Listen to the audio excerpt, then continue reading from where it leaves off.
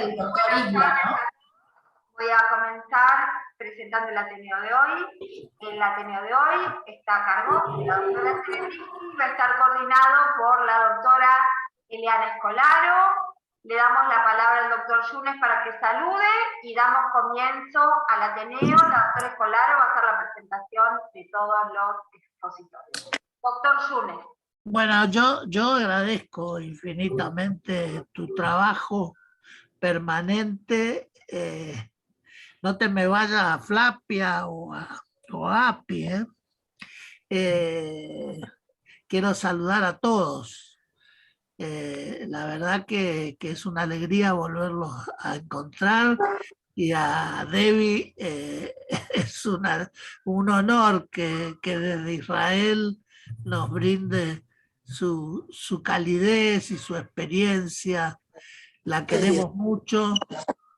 Y a Dicer Fati, que está también, que la queremos mucho. O sea, Escolaro en realidad es una mesa excelente.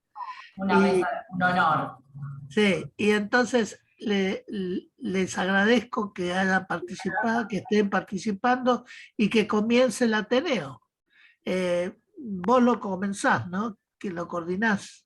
Sí, vamos a dar inicio al Ateneo. El Ateneo de hoy se llama Adicciones, lo que la pandemia dejó. Bueno, por supuesto, muy agradecida por la invitación, es un honor coordinar esta presentación. La doctora Débora Serebrisky va a hacer la exposición del Ateneo y después vamos a pasar a las puntuaciones. La doctora Serebrisky es médica especialista en psiquiatría, es directora de NET21, Centro de Tratamiento de Adicciones y Patología Dual. No. Ya no, todo lo que vos tenés fue antes de que me fuera. Bueno. Pero está bien. Y bueno, investigadora clínica, eso sí. ¿Querés contarnos del lugar nuevo, el nombre y todo? Mirá, todo lo que vos tenés anotado era lo que yo hacía en Argentina antes de irme. Sí. Y ahora que estoy en Israel, estoy trabajando, les contaba justo antes de que se sumara el resto de la gente, estoy trabajando en una ONG que se ocupa de reinserción social de personas con patología psiquiátrica. Entonces tienen toda una estructura de casas de medio camino, hospitales de día, viviendas asistidas y demás. Entonces yo estoy como asesora psiquiátrica de eso. Tienen un montón de casas, hacen muy lindo trabajo para acompañar a estas personas en su proceso de reinserción. Así que la verdad que me estoy divirtiendo un montón. Y le contaba a Marcia que estoy por empezar a trabajar en un hospital cerca de Jerusalén, que me pidieron que arme el servicio de patología dual. Así que voy a empezar de vuelta con lo que ya hice 17 años atrás, pero bueno, acá. Bien. Bueno, la doctora Serebrisky se está conectando desde Israel, así que por supuesto que le agradecemos mucho. Las puntuaciones de su presentación van a estar a cargo de la doctora Edith Serfati, que ella es médica psiquiatra, pertenece al Instituto de Investigaciones Epidemiológicas de la Academia de Medicina, es ex integrante del Comité Asesor de Cedronar, pertenece al equipo de internación domiciliaria para adicciones y ha participado en numerosos estudios en relación a la prevalencia del consumo de tabaco, alcohol, marihuana y cocaína en población adolescente en Argentina. Y después el doctor Ramiro Isla también va a hacer la puntuación del trabajo. El doctor Isla es médico psiquiatra, es director médico del Instituto Cerebro Infantil de Corrientes. Él se está conectando. Habla un poquito más fuerte. Bueno, no, decía que él se está conectando desde Corrientes y es el director médico del Instituto Cerebro Infantil de Corrientes. Y también es psiquiatra forense en el Poder Judicial de Chaco. Bueno, vamos a dar lugar a la presentación y después pasamos a los momentos de intercambio. Gracias. Bárbaro. Bueno, yo quiero empezar diciendo que para mí es un honor y es un placer estar acá con los que son mis profesores. De todo lo que sé de infanto juvenil, lo sé gracias al doctor Roberto Yunes y gracias a mis dos queridísimos, Roberto Yunes y Marcia, porque yo con ellos aprendí realmente en el Tobar García. Para mí fue Yo le tenía mucho miedo al infanto juvenil, debo confesar. Es como, me resulta muy, muy difícil los niños que sufren. Y la verdad que con ellos fue un placer aprender. Así que para mí es un honor cada vez que me piden participar. Y por otra parte, bueno, Edith, que tuve el honor, enorme honor de que escribiera capítulos de epidemiología para, creo que 3 de mis libros. Así que me encanta que esté participando. Y estoy segura que la participación de Ramiro, que no lo conozco, pero estoy segura que va a ser buenísima, porque esta gente siempre convoca mesas espectaculares. Así que bueno, nada, para mí un enorme, enorme placer. Les cuento que en realidad empecé este trabajo cuando todavía estaba en Argentina y después lo transformamos en un libro que está por salir en breve, creo que en un par de meses sale, que se llama justamente así, Adicciones, lo que la pandemia dejó, y convocamos a profesionales de distintos lugares, tanto de diferentes provincias de Argentina como de otros países de Latinoamérica y de España también creo, para que nos contaran un poco cómo fue su experiencia de tratar adicciones durante la pandemia. Así que lo que les voy a contar es un poco como una mezcla de lo que nos contaron, compartieron con nosotros estos profesionales tan amorosos que participan del libro, el comienzo de esta historia que tuvo que ver con cómo el tratamiento, cómo el tema de la pandemia impactó en nuestra institución. Yo dirigía una institución, ahora soy la asesora, una institución de tratamiento de abordaje ambulatorio intensivo de las adicciones en Buenos Aires, y bueno, el inicio de esto tuvo que ver con el impacto que tuvo la pandemia en nuestra modalidad de abordaje, en nuestros pacientes, en cómo se fueron dando las cosas a lo largo del tiempo. Así que bueno, a ver si la tecnología me acompaña.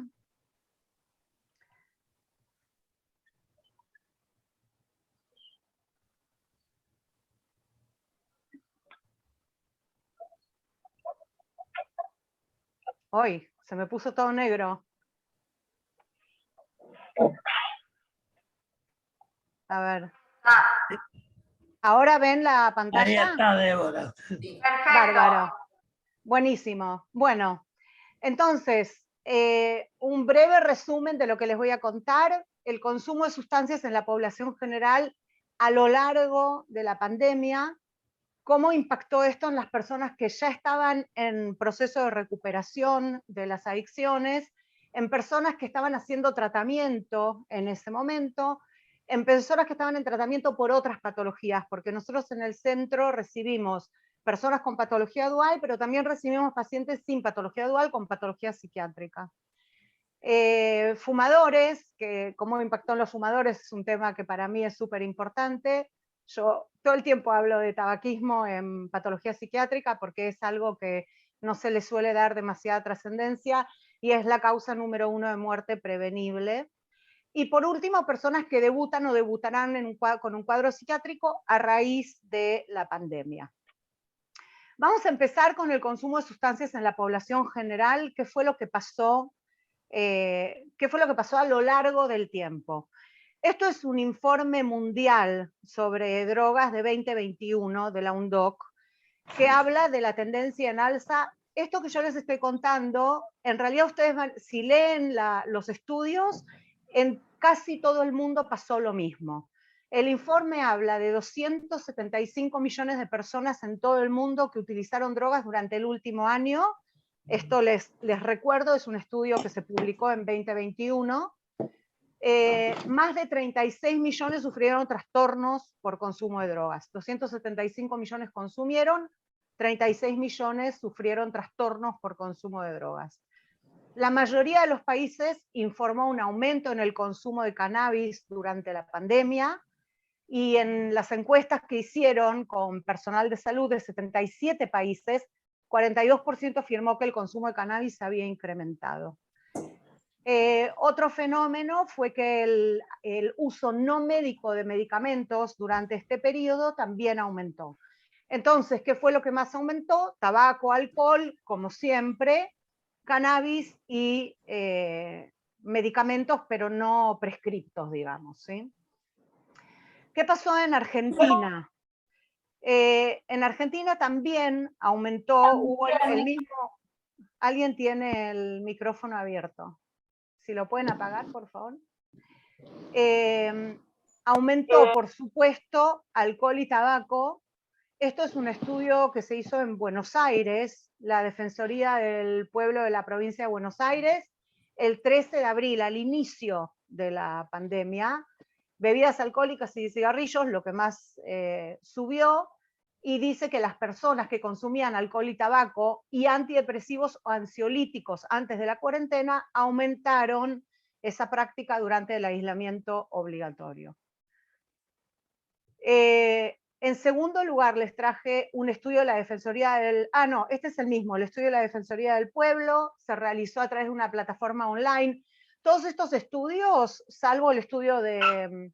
uno de los estudios que les voy a mostrar, pero la mayoría se hicieron online por las restricciones, obviamente, que impuso la pandemia. Durante la primera semana de abril se hizo abarcó 506 personas mayores de 18 años, residentes de la provincia de Buenos Aires. Los indicadores más altos, como les decía antes, fueron para alcohol y tabaco, y en tercer lugar, consumo de antidepresivos o ansiolíticos. Ustedes deben haber visto, porque en todos los medios de comunicación, en los primeros meses de la pandemia salían artículos advirtiendo acerca de que se triplicó el consumo de alcohol durante la cuarentena. Esto es en base a un informe de la OMS que fue publicado, y me encantó esto. Salieron un montón de memes al inicio también de la pandemia haciendo alusión a esto. Entonces ven ahí ¿cómo se llama? La de los locos Adams, diciendo cómo les va con el aislamiento. Ya se dieron cuenta que no eran bebedores sociales, como el aislamiento con sus restricciones, poniendo en evidencia determinadas personas que ya tenían problemas con el alcohol, pero que por ahí antes no era tan evidente. Y a la izquierda dice 2 semanas más de cuarentena y terminó la medianera. Es una medianera hecha de botellas de cerveza, ¿no? Entonces, bueno, todo esto haciendo alusión al aumento en el consumo de alcohol.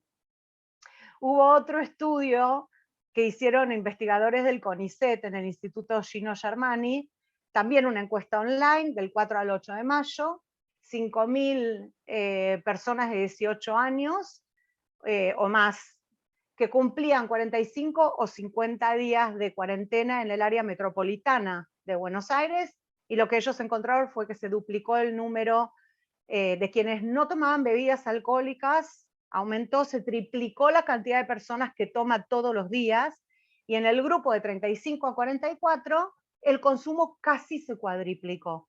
Y una de las cosas que ellos decían era que, por ejemplo, en los adolescentes el consumo había disminuido debido a que la mayor parte del consumo en los adolescentes se da en contextos sociales, reuniones. Y entonces, como no había reuniones, había bajado mucho el consumo de alcohol entre los adolescentes.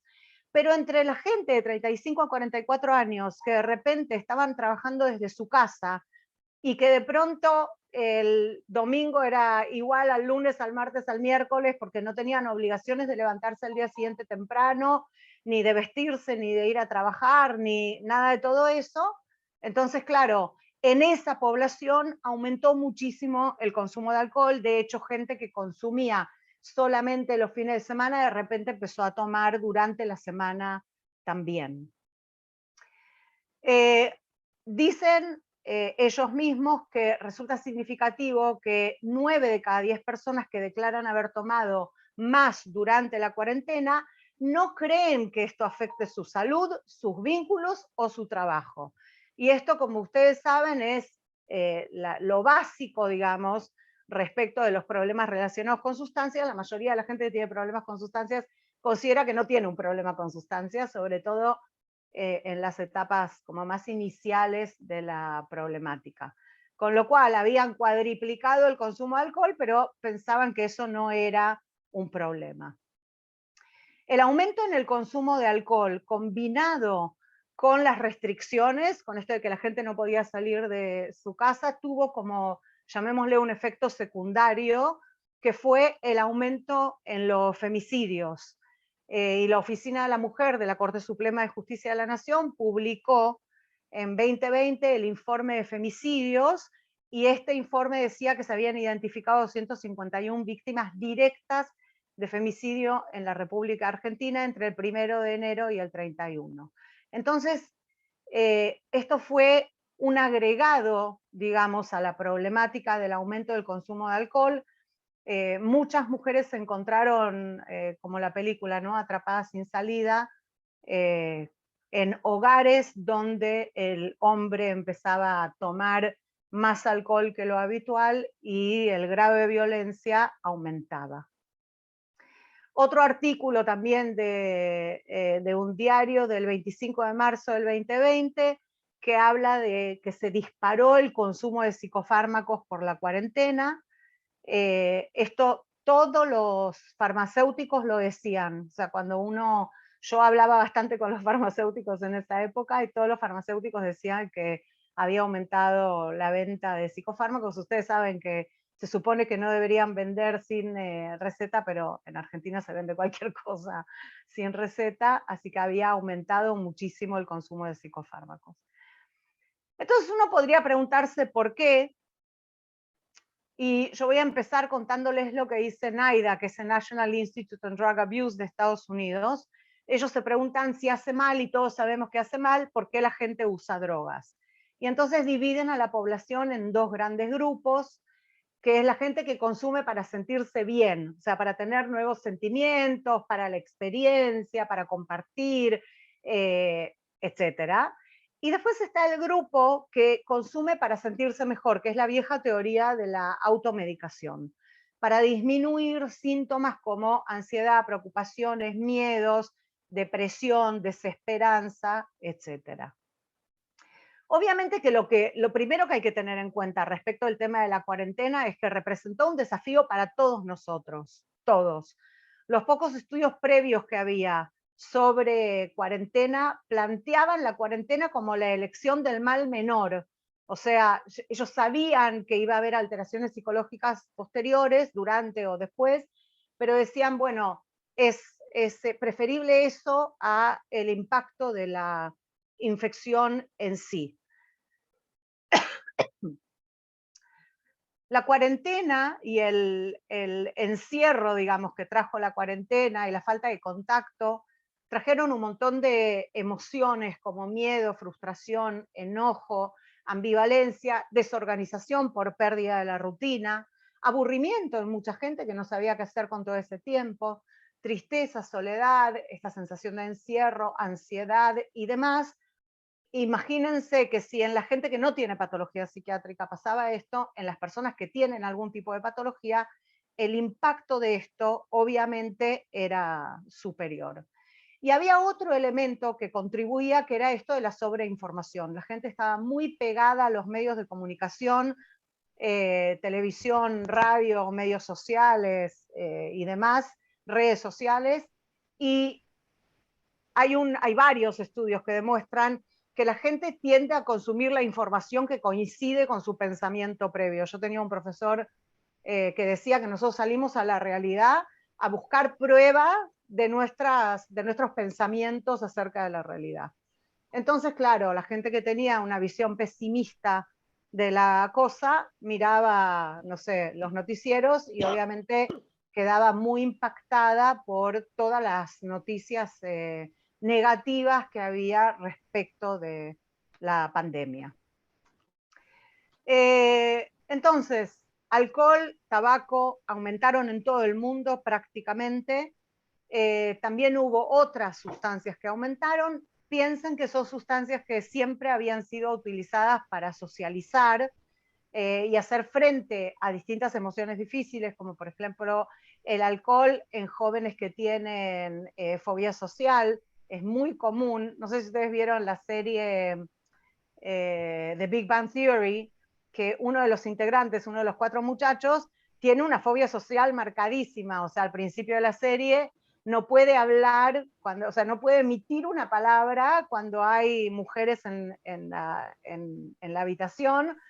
y un día toma un cóctel, creo que le prepara la vecina, y cuando toma el cóctel, de repente se encuentra hablando hasta por los codos con todo el mundo, y a partir de ahí empieza a consumir alcohol para hacerle frente a estas situaciones sociales que él de otra manera no puede enfrentar.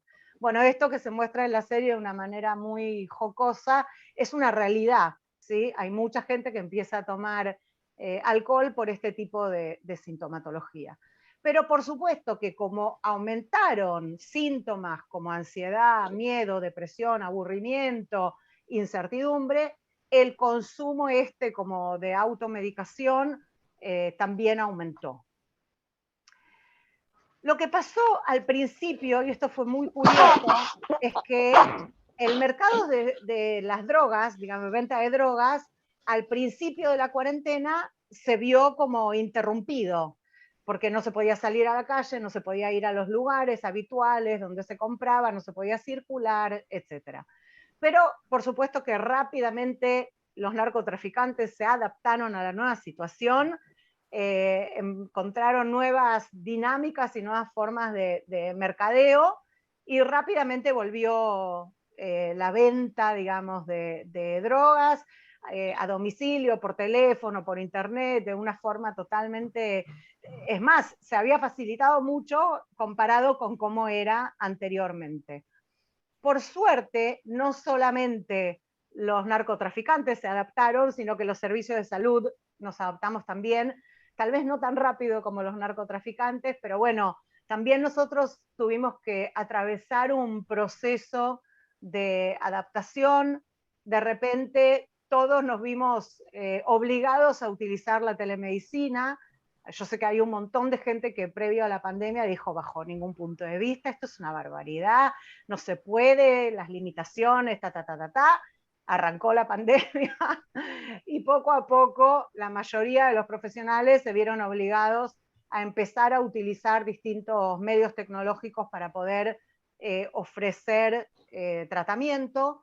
Por supuesto que esto benefició a un montón de gente, o sea, mucha gente que anteriormente no tenía acceso por estar en zonas muy alejadas o por estar en lugares donde no hay tantos profesionales o no hay profesionales para nada, de repente con un teléfono, con un smartphone, con un teléfono inteligente podían acceder a un tratamiento. Así que yo siempre digo que no hay mal que por bien no venga, es cuestión de encontrarle el aspecto positivo. Pienso que este fue uno de los aspectos positivos, que de repente los tratamientos se hicieron, no al principio fue complicado, pero después con el transcurrir del tiempo los tratamientos se hicieron mucho más disponibles que antes. Entonces, ¿qué pasó con la gente que estaba ya en recuperación? O sea, gente que estaba en abstinencia. Hay otro micrófono abierto y lo pueden apagar, por favor. Bueno, no sé Hola. cómo se arreglará.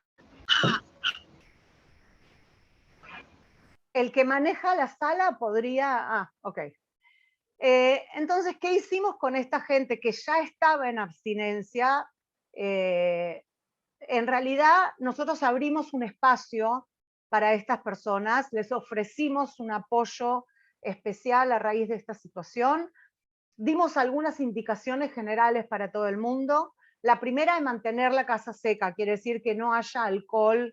Ustedes saben que la gente que está en recuperación por uso de cualquier droga, nosotros les recomendamos que no tomen alcohol, que no usen nada, digamos.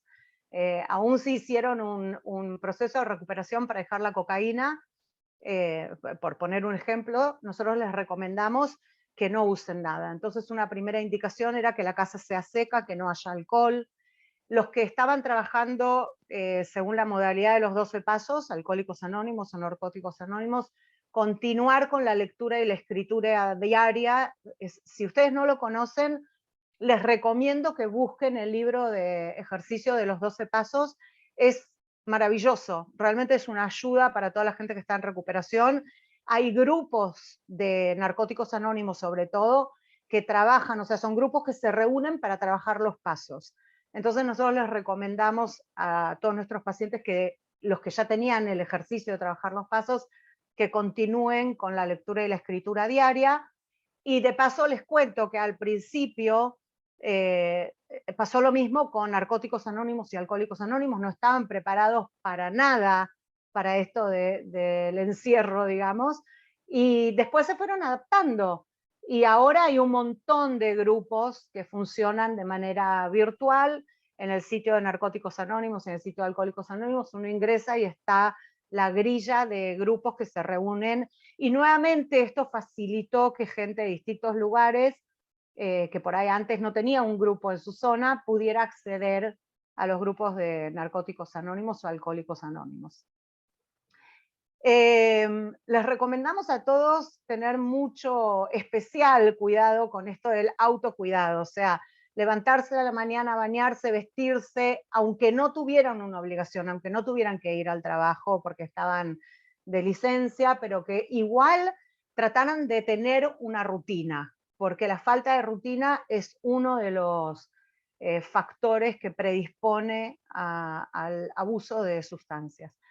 Bueno, otra cosa que pasó, todos ustedes deben saber, al transcurrir los días, en la medida que esto se iba prolongando, empezaba a haber muchas clases de gimnasia online, y nuevamente esto también facilitó, había mucha gente que bajo ningún punto de vista iba a ir a un gimnasio, pero cuando empezó a haber propuestas online, hubo personas que se engancharon a hacer ejercicios desde su casa. Una consigna muy importante, evitar el HALT, es en inglés hungry, angry, lonely, tired, o sea, evitar el hambre, el enojo, la soledad y el cansancio, que son disparadores de consumo. El tema de la soledad obviamente fue un desafío, había gente que quedó encerrada sola, sin demasiado contacto con otras personas, y la verdad que promover que tengan algún tipo de interacción por tecnología mediante fue todo un desafío. Había muchas personas que o no sabían cómo manejar la tecnología, o no tenían, o tenían, eran como, ¿cómo se dice? Personas que tienen dificultades con la tecnología. Y bueno, nosotros le dedicamos bastante esfuerzo a acompañar a nuestros pacientes para que aprendieran a utilizar la tecnología y pudieran acceder a todo tipo de reuniones online. Hay que tener, nosotros le recomendábamos tener cuidado con esto que se llaman las adicciones cruzadas, limitar el uso de pantallas y los medios sociales, porque uno puede, como lo que se dice, reemplazar una adicción por otra, tener una rutina diaria. Una cosa que hicimos con casi todos nuestros pacientes fue el trabajo de pensar en pasatiempos pendientes, algo que siempre quisiste hacer y nunca pudiste porque no tenías tiempo.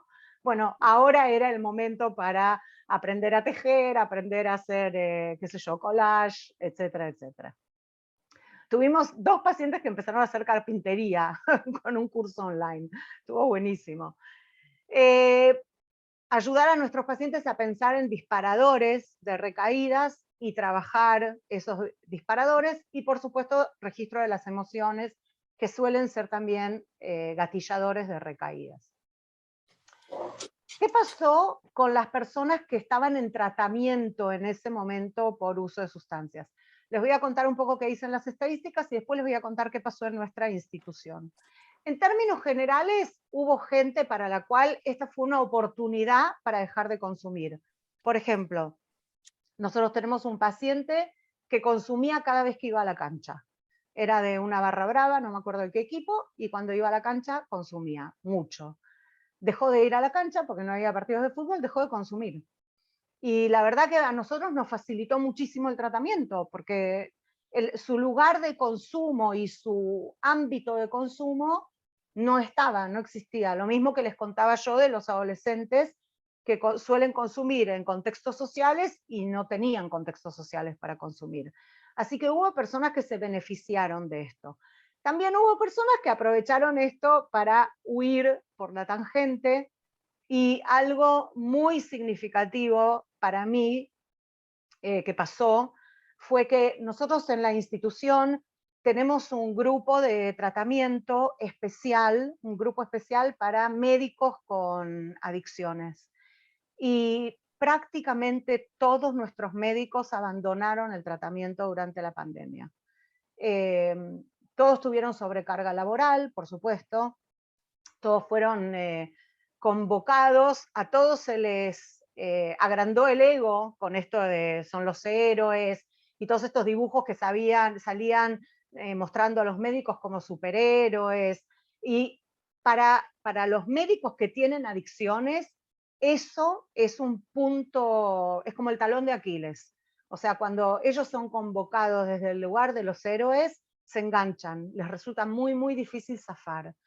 Y tengo que decir que la mayoría de nuestros pacientes, por no decirles casi todos, los anestesiólogos que estaban en tratamiento con nosotros son médicos excepcionales, realmente hacen cosas que nadie en su sano juicio haría.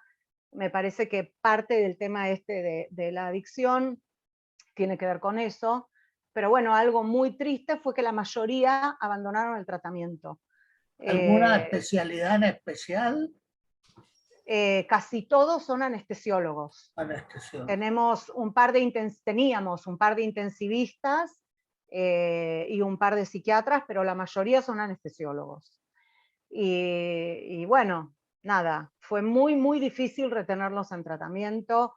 Se sintieron muy convocados a salir a ser los héroes y a salvar la humanidad, empezaron a trabajar mucho, y por supuesto que cuando empiezan a trabajar mucho también consumen mucho.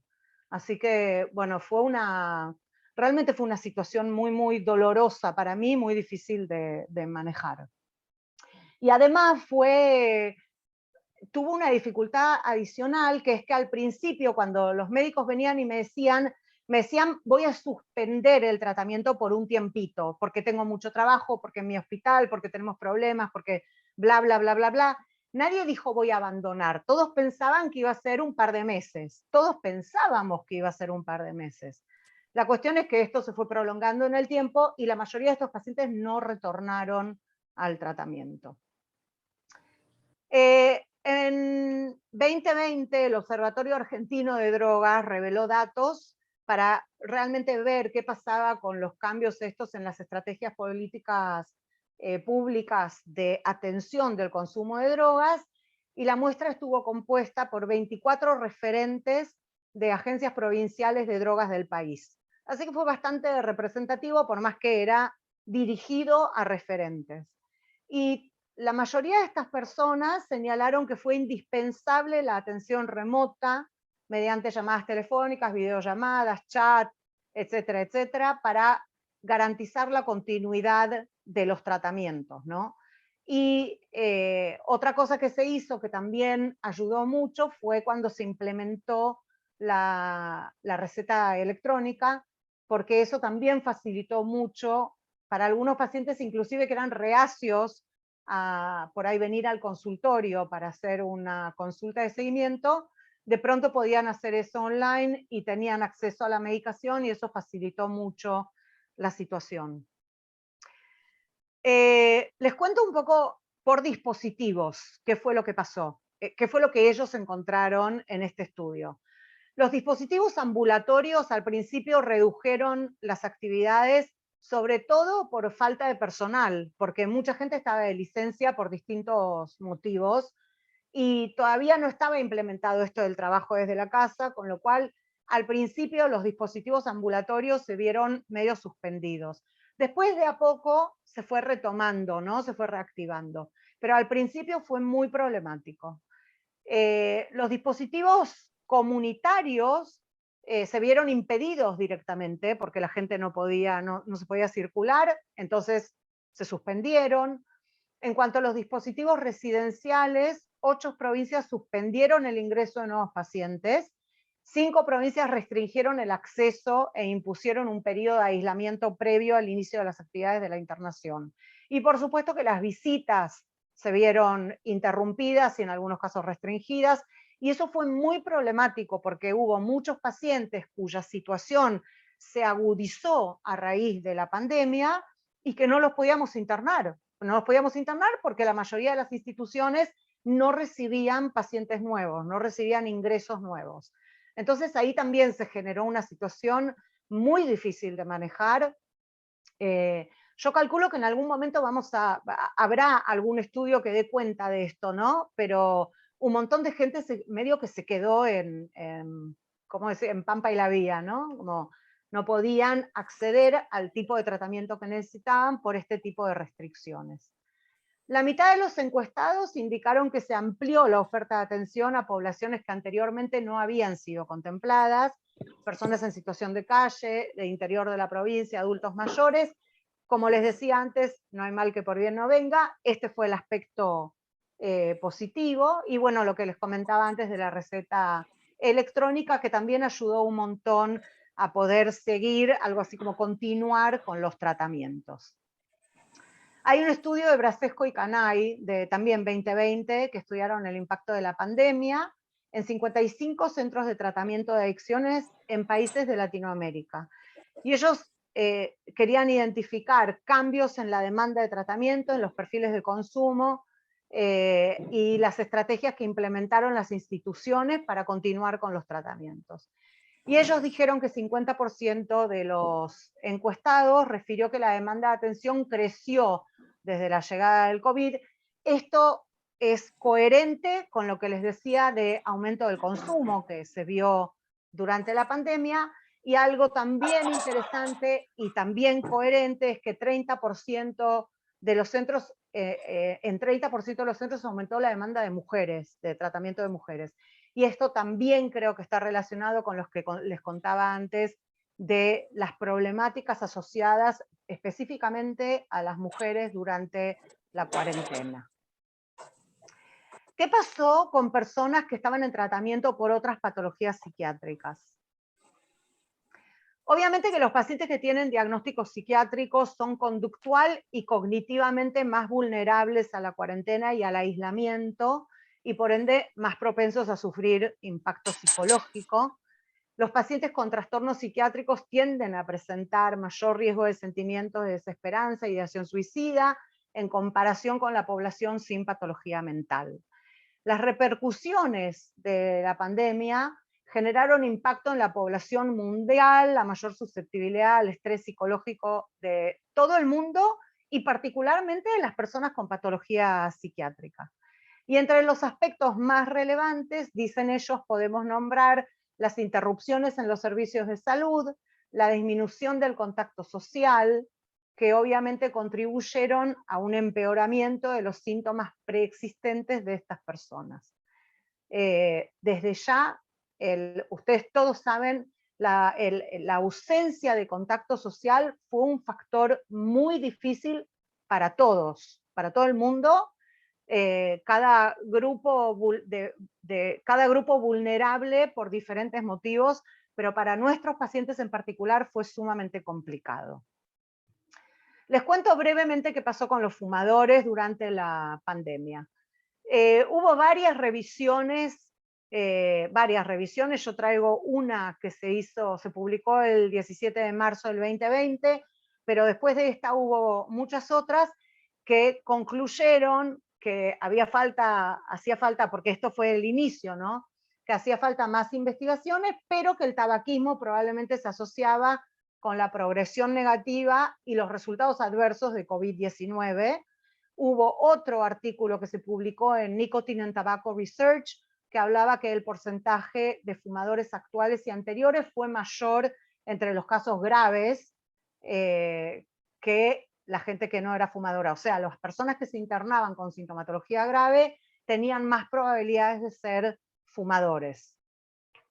Más importante aún, entre los pacientes que ingresaron a una unidad de cuidados intensivos y requirieron ventilación mecánica o fallecieron, la proporción de fumadores fue más alta que entre aquellos que no tuvieron este tipo de complicaciones. Esto fue una información que empezó a circular, al principio sin demasiado fundamento, después con fundamento, y esto hizo que de repente llegaran más pacientes a cesación tabáquica. Por lo menos en mi institución hubo mayor demanda de cesación tabáquica y nosotros obviamente tuvimos que adaptar los tratamientos. No habíamos hecho tratamiento de cesación tabáquica virtuales y nos adaptamos y empezamos a hacer hasta grupos de cesación tabáquica virtuales con muy buenos resultados.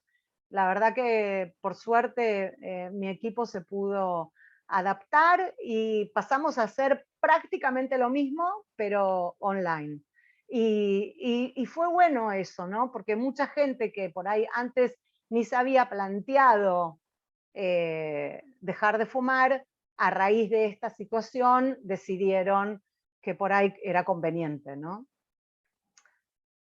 ¿Qué pasó acá? Que esto no... Espérenme.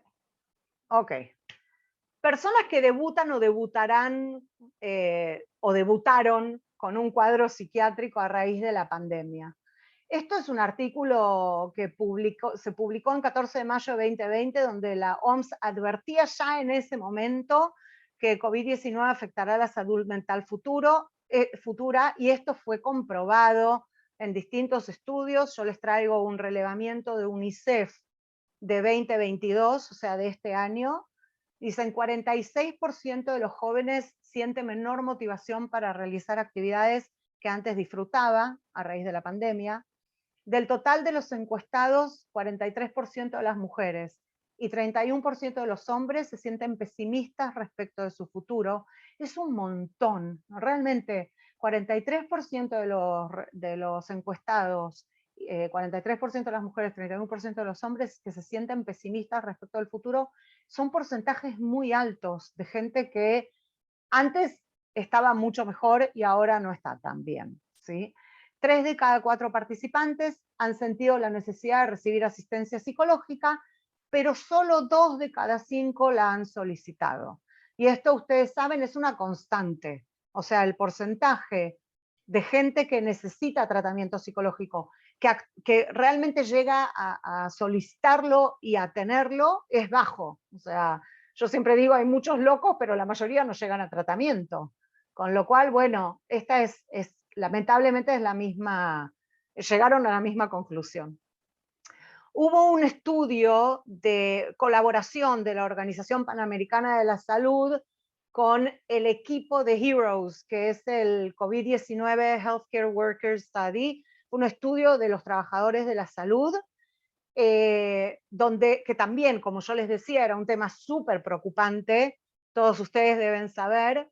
Este es un estudio que evaluó trabajadores de la salud de Argentina, Brasil, Chile, Colombia, Bolivia, Guatemala, México, Perú, Puerto Rico, la República Bolivariana de Venezuela y Uruguay. O sea, un estudio bastante abarcativo. Ellos encontraron que entre 14,7 y 22% de los trabajadores encuestados manifestaron síntomas de depresión. O sea, gente que no tenía depresión anteriormente, ¿sí? 5 al 15% admitió que contempló la posibilidad de suicidio. 5 al 15%. Pese a estos indicadores, en algunos países participantes de la investigación, solo 1/3 de los trabajadores de la salud recibieron asistencia psicológica. No tengo números, no tengo los números específicos de la Argentina, estos son números generalizados, pero bueno, ustedes saben, ¿no? Todos sabemos que los médicos somos muy omnipotentes, y por más que nos sentíamos desgastados y sobrepasados por la situación, el porcentaje que realmente acudió a apoyo psicológico de algún tipo fue bajo. Después hubo otro estudio que se publicó en 2021 de Aguilar y colaboradores, hicieron una revisión bibliográfica muy interesante, y ellos dijeron que 50% de los pacientes que contrajeron COVID manifestaron posteriormente síntomas de trastornos mentales. Es muy alto, la mitad de la gente que tuvo COVID después tuvo algún tipo de trastorno mental. Les digo, esto no es un estudio, es una revisión bibliográfica, ¿sí? O sea que tiene mayor peso desde el punto de vista de la evidencia científica. La mayoría padeció trastornos de ansiedad, en segundo lugar depresión, y en tercer lugar una combinación de ansiedad y depresión. Ellos describieron como factores de riesgo los sentimientos de soledad y desesperanza que se experimentaron durante el curso de la enfermedad por coronavirus. Bien, traté de ser lo más escueta posible. Hay un montón de material, como yo les dije antes, estamos casi terminando el libro, así que las contribuciones que tuvimos de diferentes profesionales fueron súper interesantes, pero me parece que lo más interesante es que todos más o menos vamos en la misma dirección, como todos tuvimos procesos similares con esta como interrupción inicial y después este proceso de adaptación posterior, algunos con mayor éxito y otros con menor éxito, y como yo les decía antes, a mí lo que más me pesa, por lo menos de mis pacientes, fue el tema del abandono de los médicos, que me resulta súper doloroso y preocupante. Bueno, hasta acá llegué. Bueno, gracias, Débora. Muy claro y bueno, impecable, como siempre. Le vamos a dar la palabra a la doctora Serfati.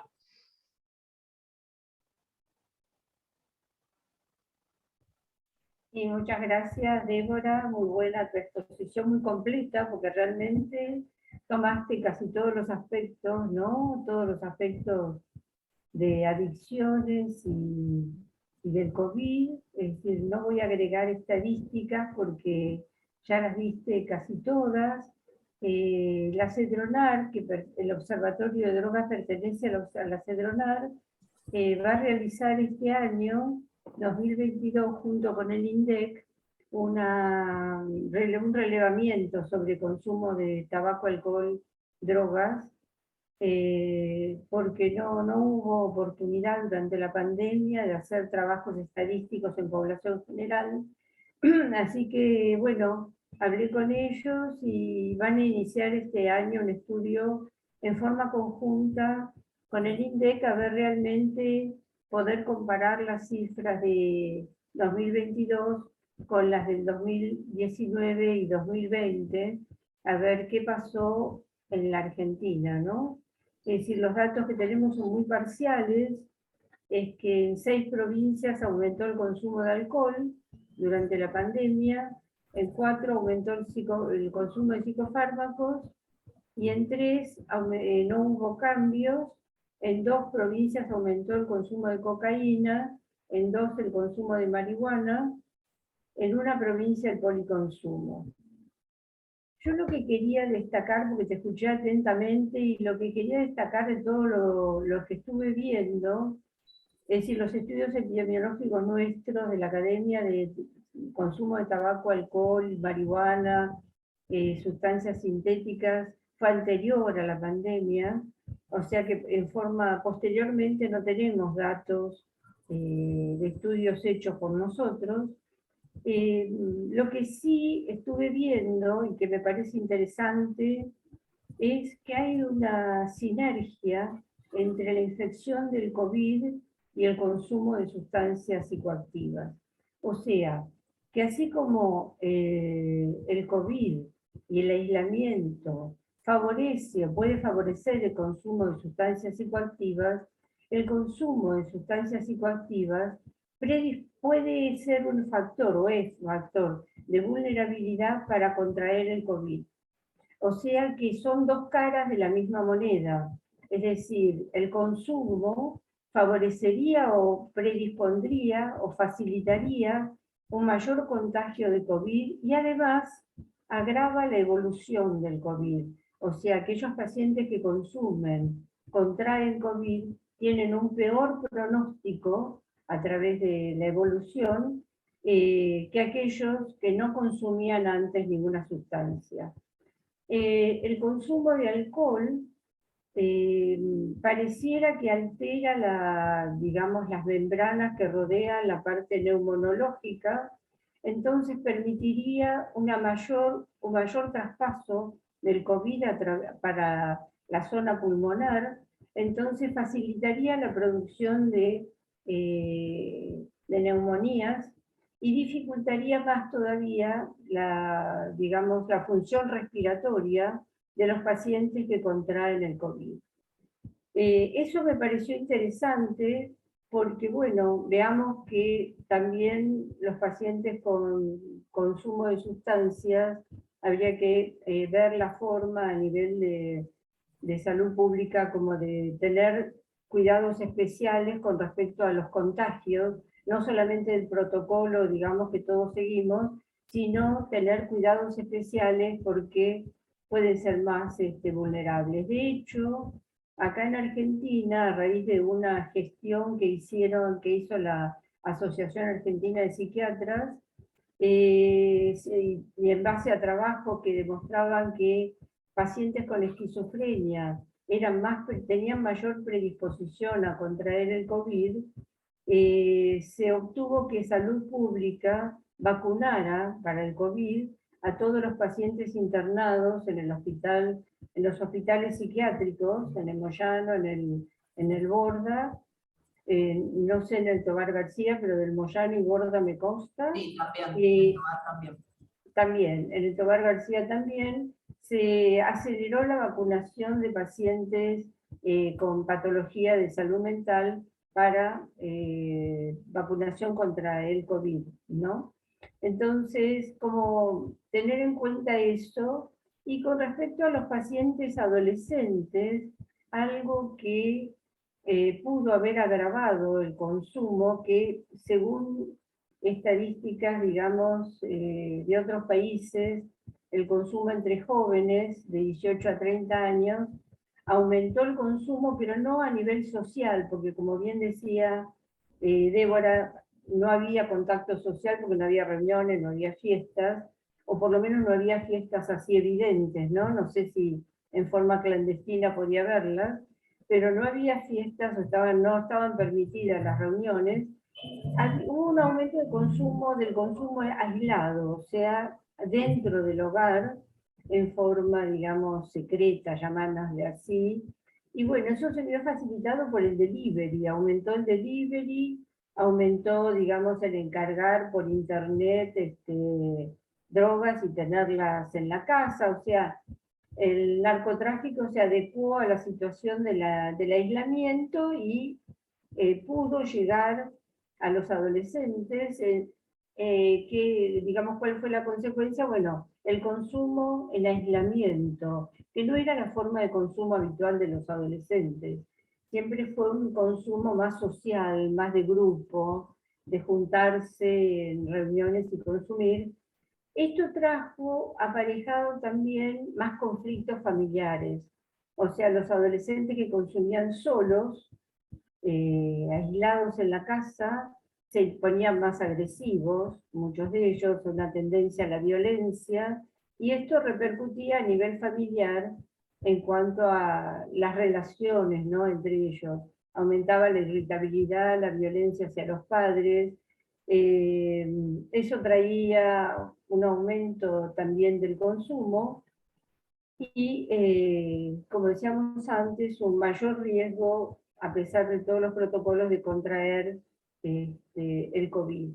Otro factor que también influenció, sobre todo en los que no tenían acceso digamos, al internet, fue la disminución de la actividad física, o sea, se suspendió durante el aislamiento, ustedes recuerdan, la actividad en los gimnasios, las actividades deportivas en los clubes, no estaban permitidas ir a practicar deportes a los clubes, y esto sí lo vimos nosotros en un estudio nuestro en la academia, que la actividad deportiva es un gran protector con respecto al consumo de sustancias, tanto de alcohol como de tabaco, como de drogas.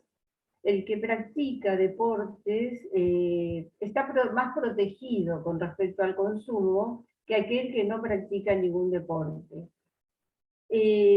Durante la pandemia se aisló y se interrumpieron esas actividades deportivas, lo que hizo que también se favoreciera el consumo, había más depresión, más trastornos de ansiedad, y esto también hizo que se favoreciera el consumo de sustancias. O sea, se creó una situación bastante compleja, digamos, multicausal, diríamos, que aumentó el consumo, y ese aumento del consumo también aumentó la prevalencia en los jóvenes del COVID.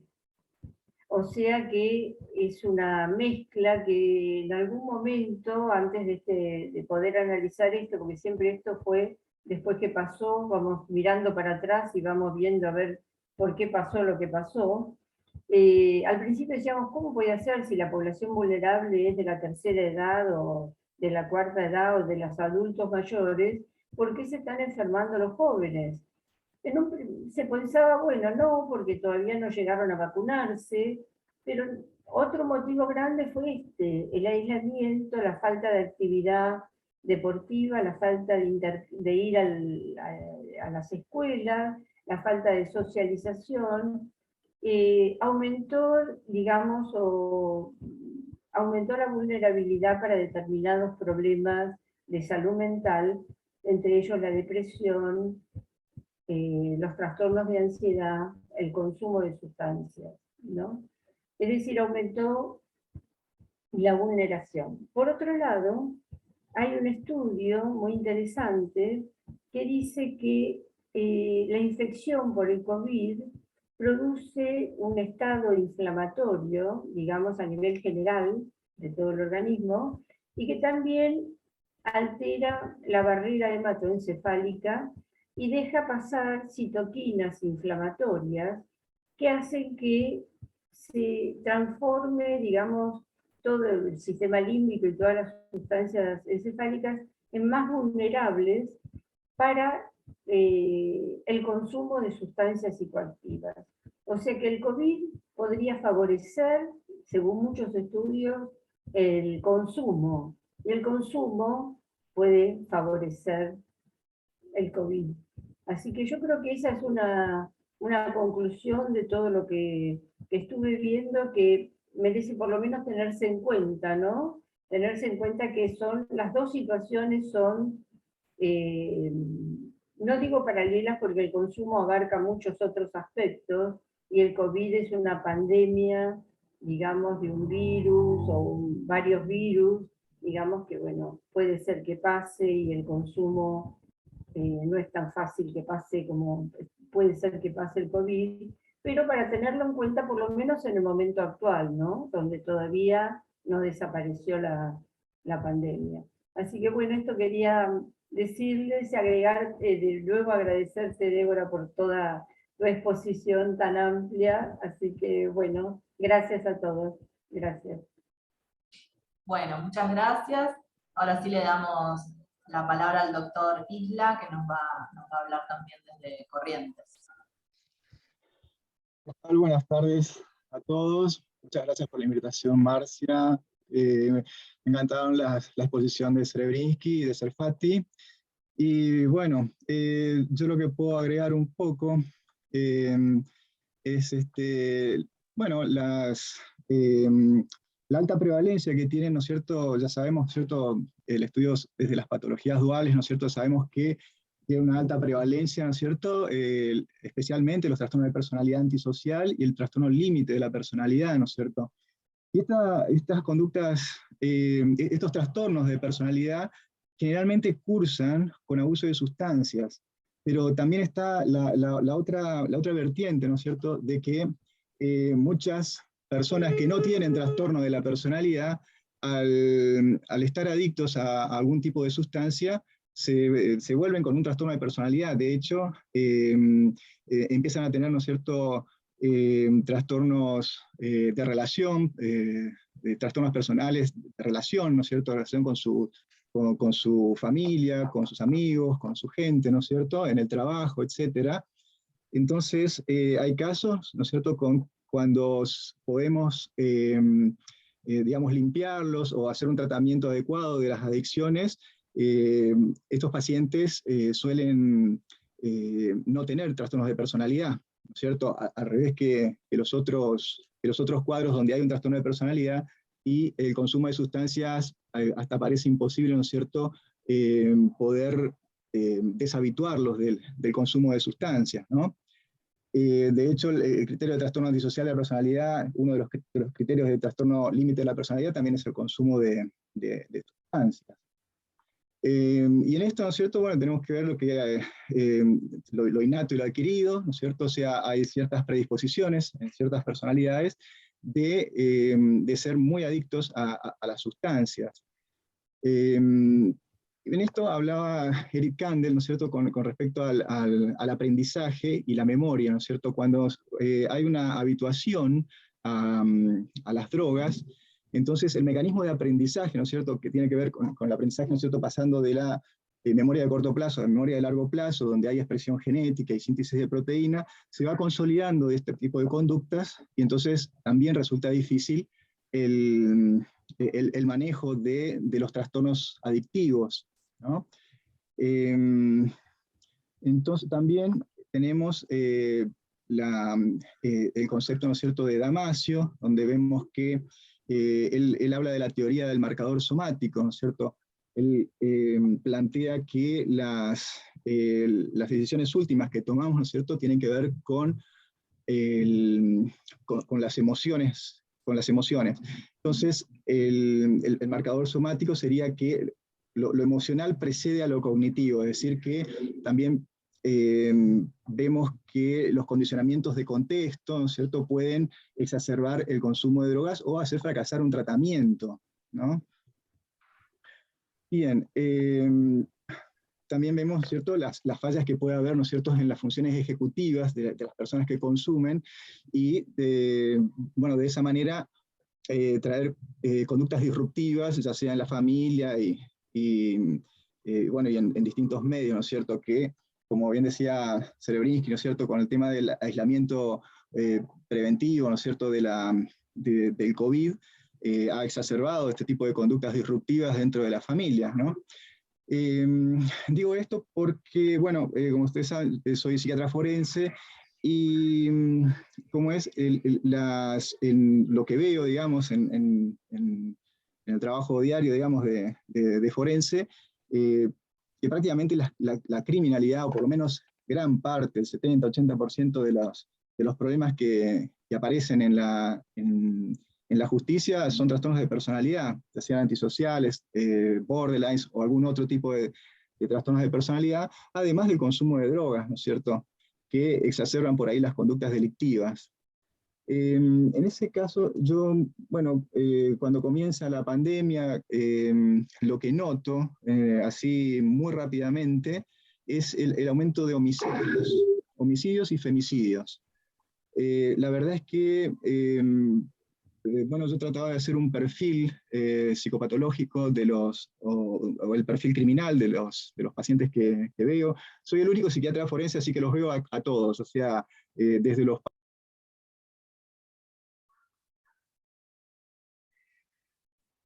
Discúlpame, Ramiro, se te...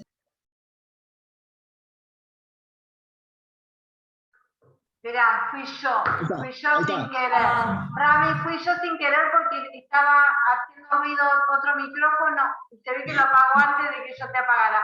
Discúlpame, te escuchamos hasta el tema de que estabas viendo todos los pacientes con homicidio. Eso fue lo último que se escuchó, que pasaban todos por... Discúlpame, Marcia, ¿qué parte era? ¿La última parte? Que todos los pacientes con homicidio los veías vos. Claro, sí, no, desde homicidios, o sea, todos los delitos, desde hurtos, robos, homicidios o delitos sexuales, violencia de género. La verdad tengo la oportunidad justo de verlos a todos, así que pude hacer una estadística y realmente los homicidios habían aumentado, homicidios digo, y también los femicidios aumentaron al doble. De 3 o 4 que veíamos en el año, ese año yo empecé este trabajo en el 2020, más o menos en junio, julio, y hasta 2020, hasta el 2021, ¿no? Junio, julio de 2021, hice en un año, digamos, y eso vi que realmente había aumentado la violencia, la criminalidad, tanto de homicidios como de femicidios. Tuve 9 casos de femicidio y 34 casos de homicidio. La verdad es que a mí lo que me llamó la atención es que al comenzar la cuarentena, los homicidios yo los veía una vez por mes, por ejemplo, y estaba empezando a ver homicidios una vez por semana. Así que realmente la criminalidad en ese punto había aumentado. No sé si estaba relacionado a drogas, digamos, ¿no es cierto?, que es el tema principal ahora, ¿no es cierto?, pero me parece que si bien este tipo de personalidades generalmente está asociada al consumo de drogas, no me parecería raro que ese consumo de drogas haya aumentado y efecto digamos, del encierro también haya aumentado la criminalidad, ¿no? Así que nosotros, bueno, tenemos la ley del narcomenudeo en el Chaco, y realmente a mí lo que realmente me sorprende es que la mayoría de las personas que realizan el narcomenudeo son mujeres, y son mujeres pobres, mujeres que tienen 2 o 3 hijos, no tienen marido, etcétera, no tienen casi estudios porque no tienen casi terminada la primaria, alguna que terminó la primaria ya no hace la secundaria, en una situación de pobreza extrema, y son ellas las que están criminalizadas, digamos, por venta de marihuana o cocaína, ¿no? Prácticamente antes de la ley esta, que creo que fue en el 2015, que se implementó en el Chaco, casi no teníamos mujeres, digamos, digamos, que cometieran delitos, ¿no? Y bueno, prácticamente el delito principal ahora en el tema del narcomenudeo son mujeres. También hay hombres, obviamente. Yo prácticamente también una cosa que me ha sorprendido enormemente es que la criminalidad aumentó al doble. Es decir, al haber incorporado digamos, estos justiciables de narcomenudeo, prácticamente aumentaron al doble la cantidad de justiciables que yo veo. O sea, digamos que al haber implementado la ley, aumentó la cantidad digamos, de justiciables en el servicio de justicia, que parece tremendo, pero bueno. Coincido obviamente con el tema con la doctora Serebrinski, que realmente han aumentado los casos en el consultorio, ¿no? Hablando de la clínica, los casos de depresión, de trastornos de ansiedad, consumo de sustancias, y el gran problema siempre fue el tema de la internación, que todavía lo estamos sufriendo acá, que hay muy pocas camas, digamos, para internación de pacientes con adicciones, y bueno, todo lo que conlleva eso, ¿no es cierto? Si el paciente generalmente no quiere internarse, es todo un tema, ahora que está sobre el tapete el tema de petinato y como dice el Chano, vemos que también, bueno, eso ocurre obviamente, los pacientes adictos no quieren cursan con anosognosia de su padecimiento, o bien lo ocultan, pero es muy difícil internarlos y después tenemos que lamentar muertes, ¿no? En este caso tengo un amigo que también era médico, cirujano, muy excelente médico, sin embargo, también falleció por adicción al alcohol, ¿no? O sea, y que bueno, intentamos internarlo varias veces y fue imposible porque él se negaba y nadie se animaba a hacer una intervención judicial con todo lo que eso lleva, con todo el drama que eso significa, y bueno, lamentablemente falleció de un infarto un día, prácticamente sin enterarse. Así que, bueno, esto es lo que quería comentarles, y bueno, muchas gracias por esta invitación. Bueno, muchas gracias por las puntuaciones. Vamos a dar lugar ahora al espacio de debate y de comentarios. Si alguien quiere hacer algún comentario o pregunta.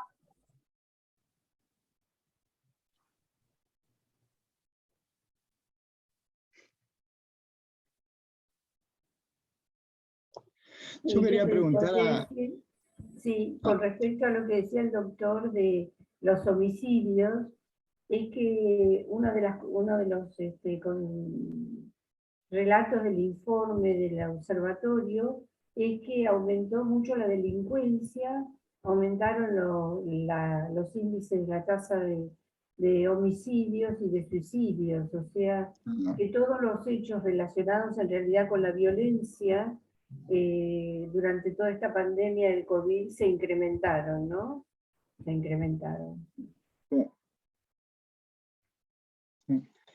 No, quería preguntar a la doctora Serebrinski, ¿cómo es bueno, la situación social de personas adictas que ha tenido la oportunidad de atender en Israel?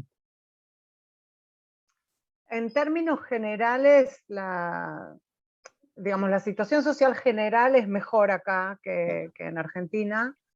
El sistema de salud es un sistema de salud bastante más contenedor, llamémosle. No obstante lo cual, es interesante porque tenemos acá el mismo problema que hay en Argentina respecto de las adicciones, de que caen en el medio entre salud y acción social. Así que de la misma manera que en Argentina eso es un problema, que las adicciones no formen parte de salud y formen parte de acción social, que me parece ridículo, acá existe el mismo problema. Con lo cual, obviamente hay pacientes que quedan ahí en el medio, ¿no? En la disputa entre un sistema y el otro, que no están del todo articulados. Entonces hay muy buenos sistemas de atención, pero falla a veces la articulación. Y por otra parte, no hay muchos especialistas en adicciones, o sea, de la misma manera que en Argentina no hay muchos especialistas en adicciones, los psiquiatras en general no quieren atender adicciones. Eso sucede también acá, la mayoría de los psiquiatras no quieren atender adicciones. Hay pocos psiquiatras, entonces se pueden dar el lujo de decir no atiendo adicciones, me dedico a atender otra cosa, ¿no?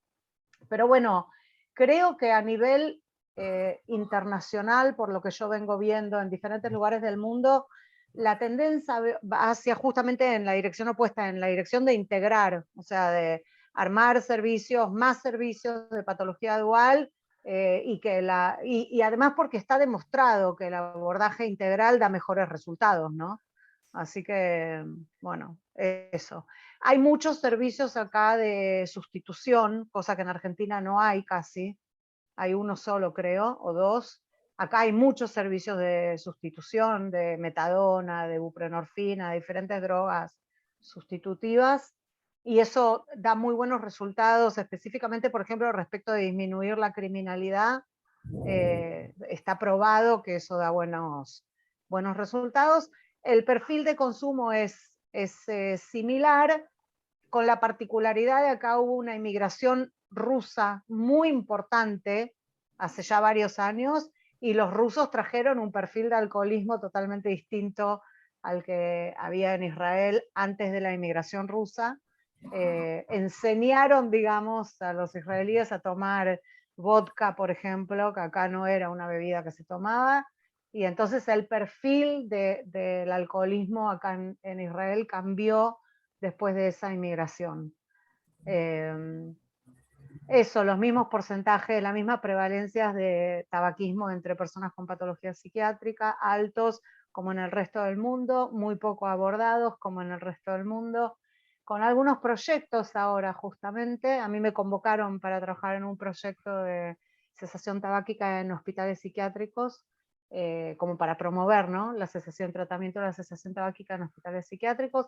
Hay mucha iniciativa acá, ¿no? Como que todo el tiempo se están gestionando cosas nuevas y eso está bueno, pero bueno, también hay problemas como en todas partes del mundo, ¿no? Bueno, la doctora Marcia quería hacer un comentario. Bueno, algo ya introdujiste, muy lindas las tres presentaciones, muy complementarias y muy interesantes, con datos muy concretos, pero me quiero meter en este tema que empezaste vos a mencionar ahora, Debbie, que es el tratamiento. En relación a los tratamientos que se están haciendo, novedosos allá por lo menos, ¿no? O que también me gustaría preguntarle a la doctora Mouso desde España, o al doctor Serrano en Estados Unidos. Este es un fenómeno que hace muchos años va increyendo, y también hay muchas líneas terapéuticas que van cambiando, porque ayer, por ejemplo, escuchando una clase, también hablaban de que ahora se introduce el trabajo aeróbico, como que fueron cambiando a lo largo de las décadas los tratamientos y cómo se encaran. Me gustaría entonces preguntarle primero a Debbie cómo encaran el tratamiento en estos pacientes allá en Israel, y luego a Graciela Mouso y al doctor Serrano, qué información tienen con respecto a lo mismo en sus propios países? Acá hay, a ver, hay servicios de patología dual en distintos hospitales psiquiátricos. Hay, por supuesto, internación, hospital de día, desintoxicación, hay servicios de desintoxicación en hospitales psiquiátricos que son buenos. Hay tratamientos ambulatorios, hay muchas clínicas, como les decía antes, de terapia sustitutiva. Eso está como muy popularizado, hay muchos centros a lo largo del país. Por supuesto que Narcóticos Anónimos y Alcohólicos Anónimos, que es una pata muy importante del tratamiento de las adicciones. Hay comunidades terapéuticas. Israel tiene una comunidad terapéutica muy grande, muy linda, que está en el medio de un bosque, que implementó, son pioneros, hace muchos años, armaron una unidad especial para el tratamiento de adicciones de mujeres con niños pequeños. Entonces, la comunidad terapéutica tiene una parte que es para hombres y otra parte que es para mujeres con niños chiquitos, y tienen como unidades habitacionales que son como si fueran dos habitaciones que están comunicadas, donde reside la mamá con sus niños chiquitos para que ella pueda hacer tratamiento. Y entonces durante la mañana las mamás vienen, hay transporte que lleva a los chicos a sus colegios, jardines y demás, y las mamás participan del tratamiento de comunidad terapéutica común, y después a la tarde las mamás estas tienen mujeres que vienen a trabajar con ellas cuestiones específicas del maternaje, porque como todas estas mujeres suelen tener problemas para ser mamás, entonces a la tarde trabajan específicamente temas que tienen que ver con maternaje. Arquitectónicamente es muy lindo porque las casitas estas están como si fueran una U, y en el centro hay juegos para los chicos, hay mucha interacción entre estas mamás, y la verdad que es un programa súper original, yo no vi en muchos lugares del mundo. Hay un poco de todo, pero lo que les decía, un poco lo que les decía antes, la articulación no es muy buena.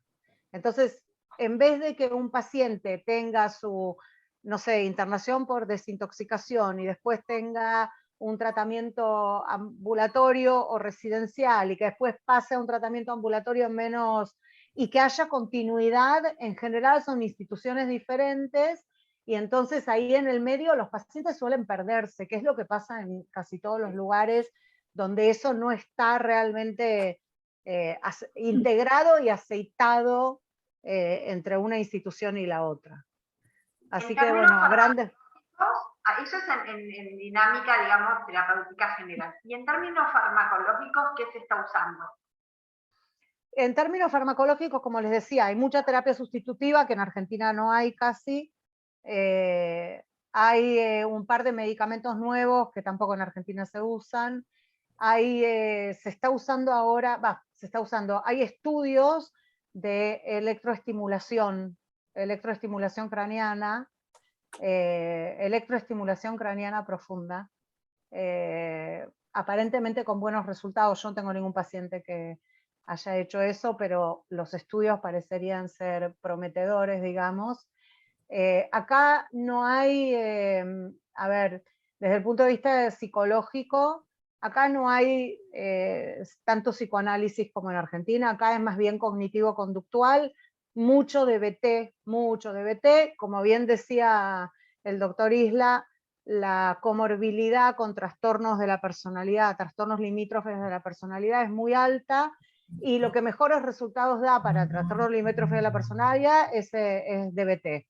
Acá hay mucho DBT, mucho cognitivo-conductual, muy poco de lo demás, les diría, muy poco. Más tratamientos protocolizados, más grupal, más estructurado, como un poco más eficaz, digamos, ¿no? Como más probado desde el punto de vista científico, diría. Eso. Muchas gracias. No sé, doctor Serrano o doctora Mouso, ¿quién quiere comentarme algo? Doctor Serrano. Sí. Encantado con la presentación, excelente overview, digamos, un pantallazo general de la situación del uso de drogas y alcohol, el impacto de la epidemia, etc. Tengo que confesar que yo pertenezco al grupo de psiquiatras que he tenido limitado interés en la parte de drogadicción y viendo que entre muchos de los residentes que yo formé, el número de aquellos que se subespecializaron en drogadicción siempre fue muy limitado. A veces 10% se interesaron en tomar 1 año o 2 años más de residencia, de fellowship. Pero yo creo, y eso en el contexto en que ha habido una duplicación en el número de estudiantes de medicina interesados en psiquiatría en los últimos 10 años, pero el interés en la drogadicción es limitado. Yo creo, en mi contacto con programas grandes que tenían una división de alcoholismo y drogadicción, como en Filadelfia, que la falta de interés tiene que ver con la falta de efectividad de las intervenciones, la falta de tratamientos específicos que puedan darnos más esperanza. Y a la larga hemos visto que, por ejemplo, Alcohólicos Anónimos, Drogadictos Anónimos, han sido más efectivos a retener los pacientes y mantenerlos dentro de un marco de rehabilitación. Pero tampoco se interesan en las familias o en una serie de cosas. Y como dijo la doctora Cerebrisky, ese programa de comunidad terapéutica podría ser lo más aproximado a algo terapéuticamente efectivo. Pero ¿cómo desarrollar un programa así? ¿Cómo financiarlo? ¿O cómo continuar que haya seguimientos efectivos? Eso siempre va a ser un problema. Hablando de ese tipo de problemas, hemos tenido más éxito con las intervenciones, hospitalizaciones, digamos, para agudos, pero muy poco efectivos en parte residencial. Han hecho muchos programas residenciales, pero la efectividad de esos programas es muy limitada. Es como si tuvieran un programa manualizado, pero sin conciencia en que qué va a pasar una vez que se completen las 4 semanas o 8 semanas de tratamiento. Es decir, que lo que continúe después en un ambulatorio que debería llamarse ambulatorio intenso, digamos, y de diario o de 2 o 3 veces por semana, donde la parte de rehabilitación también, de trabajo, de estudio, de efectividad social o actividades prosociales, etcétera. Todo eso es tan limitado, no solamente en el sentido incluso de concepto, de cómo estructurar todo ese panorama, sino también cómo financiarlo y cómo motivar a los pacientes, que ya de por sí tienen poca motivación y son muy susceptibles a los relapsos. Todo eso también conduce a que tengamos como profesionales un interés limitado, porque nosotros queremos que nuestros pacientes mejoren y salgan bien. Eso es lo que refuerza nuestro interés y nuestro entusiasmo. Yo creo que eso está asociado a la falta de interés en programas. Y después la política, por supuesto, de que no es una cosa atractiva en el sentido político de financiar programas de este tipo, porque el paciente, en vez de considerarlo como un paciente con un problema médico, pensar que es un problema antisocial en general. Entonces eso crea una aversión a que haya interés político o incluso de la familia. Esto es un comentario muy general y tal vez muy específico, pero encantado de que presentemos en el Ateneo las experiencias corrientes, no solamente en Buenos Aires o en Israel, pero también en Corrientes, Chaco y otra parte del país. Muchas gracias por la oportunidad. Perdón. Me gustaría, Un segundito, me gustaría contestar algo porque no quiero que se me desalienten, ¿sí? Es verdad lo que dice el doctor Serrano, por supuesto, acerca de que en términos generales los resultados no son muy buenos.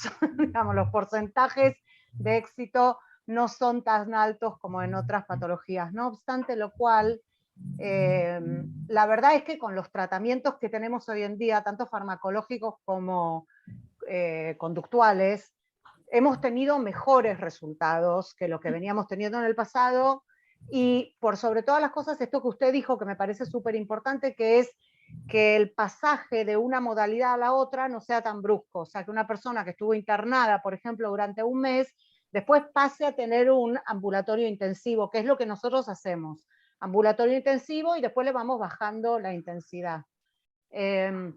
Si se hace eso, los resultados en general son mejores. Es verdad, hay que tener una alta tolerancia a la frustración para poder atender a estos pacientes, pero también es verdad que cuando uno tiene logros terapéuticos, que los hay muy buenos, la satisfacción es enorme porque uno recupera a ese paciente y recupera también todo el entorno familiar de esa persona que viene padeciendo las consecuencias de esa adicción. Me parece que una diferencia súper importante es que los otros pacientes en general van al médico corriendo pidiéndole por favor hace algo para ayudarme. En cambio, los pacientes con adicciones los traen, alguien los trae al consultorio y me dice a mí, hace algo para ayudarme a mí, no soporto más esta situación. Entonces es algo que nosotros en medicina no estamos tan acostumbrados a tratar con este perfil de demanda, digamos, ¿no? Pero bueno, entrevista motivacional. Es verdad que estos pacientes son muy poco motivados, pero todos deberíamos saber entrevista motivacional para ayudar a estos pacientes justamente a aumentar la motivación, que como muy bien dice el doctor Serrano, suele ser muy baja. Eso. Muchas gracias por darnos un poquito más de esperanza. Yo quería preguntar algo.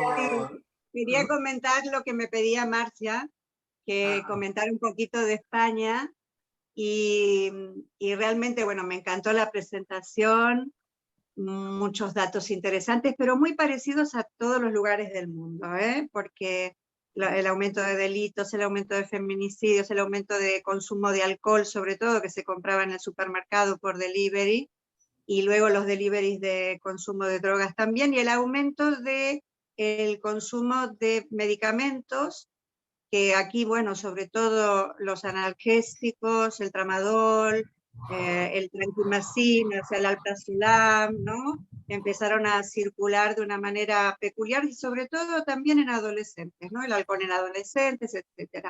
Los únicos que mejoraron con la pandemia y el encierro fueron los autistas, y el resto sufrió bastante. No es que ha sido así, tuvieron mejorías en muchos casos, más tranquilidad y menos ansiedad. Con respecto a cómo está organizado aquí, está organizado en salud. Nuestra red de salud mental es una red de salud mental y adicciones. Incluye las adicciones y hay una unidad de ingreso de patología dual, y además hay en cada población, como está armada la red, un equipo especializado en la asistencia a la drogodependencia, que se llamaba antes, o al consumo inadecuado de sustancias de este tipo, ¿no?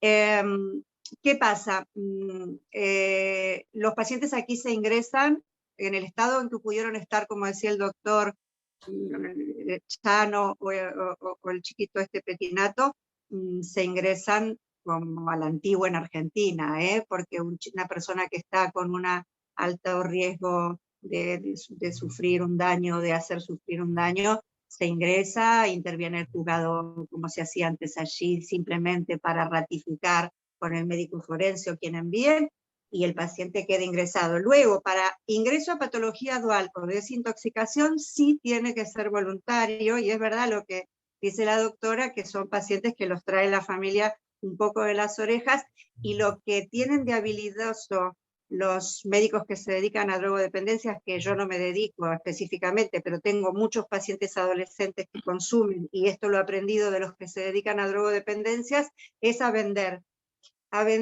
otra cosa, que es a ver qué tienen de bueno y qué tienen de malo en la vida con lo que están consumiendo, y a poder transmitirles las cosas que les interesa solucionar. Sobre todo a los adolescentes es bastante más sencillo, porque recién estamos en la primera etapa de consumo, que están jugueteando, algunos ya no, porque a los 17 y 18 algunos llegan muy mal, pero los que juguetean se puede trabajar muy bien, y es muy esperanzador venderse para lograr que dejen de consumir. Y en los adultos esto de convencerlos de lo bueno que puede ser hacer una vida saludable, y esto te lo enseñan muy bien los especialistas en adicciones, ¿no? Y sobre todo lo mismo, ¿no? El tipo de terapias cognitivo-comportamental y la behavior para las personas con trastorno de personalidad anterior al consumo o posterior al consumo, como decía el doctor, que también hay gente que ha sido muy saludable antes de consumir y que luego se transforman en Dr. Jekyll y Mr. Hyde cuando empiezan a consumir, sobre todo cocaína y otras sustancias así más pesadas. Y la terapia de sustitución también aquí, pero en Argentina yo no sé si hay morfinómanos. Yo lo único que vi fue en Gradiva, un sábado cuando era recién residente, que venía de España, que consumía heroína, y era un sábado que hice un reemplazo y no sabía qué hacer para nada. El paciente estaba con un cuadro de abstinencia importante, y aquí, claro, tenemos la metadona que se da de determinada manera, bien controlada, eso disminuye la criminalidad, porque los morfinosímiles son baratos, pero generan mucha criminalidad cuando no se les da la terapia sustitutiva, y si no toman la metadona se psicotizan, que también es un dato interesante. Y se trabaja así. Y las comunidades terapéuticas son privadas. Eso sí que el Estado no asume esto, y son privadas y pueden tener, sí, acuerdos económicos, sobre todo para adolescentes con enseñamiento, ¿cómo se llama? El Ministerio de Educación. Con el Ministerio de Educación, que les paga una beca para poder hacer sus tratamientos así. Y con respecto al tabaco, hace 10 años, o quizá un poquito más, 11, que no se fuman los ingresos de psiquiatría aquí en Girona y creo que en casi toda España. Y nosotros, cuando se dijeron que se iba a sacar el tabaco de los ingresos de agudos, dijimos, ¡ay, esto va a ser terrible, va a ser terrible! No pasó nada. No pasó nada. La gente se aguantó sin fumar, y algunos se escapa para fumarse un cigarro y vuelve, o vuelve. Pero perdón, en España sí. les dan tratamiento farmacológico. No es que se la tienen que aguantar.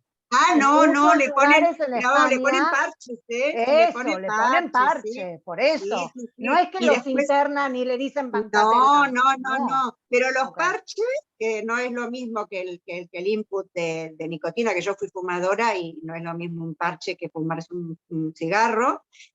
Los aguantan bien. Me meto en cuestiones farmacológicas. Sí, para que la cosa funcione hay que combinar parche, que es un método de liberación constante, con métodos de liberación corta, como son los caramelos, los chicles, los sands, el spray. Esa es la metodología para que sea comparable, digamos, de alguna manera, con fumar.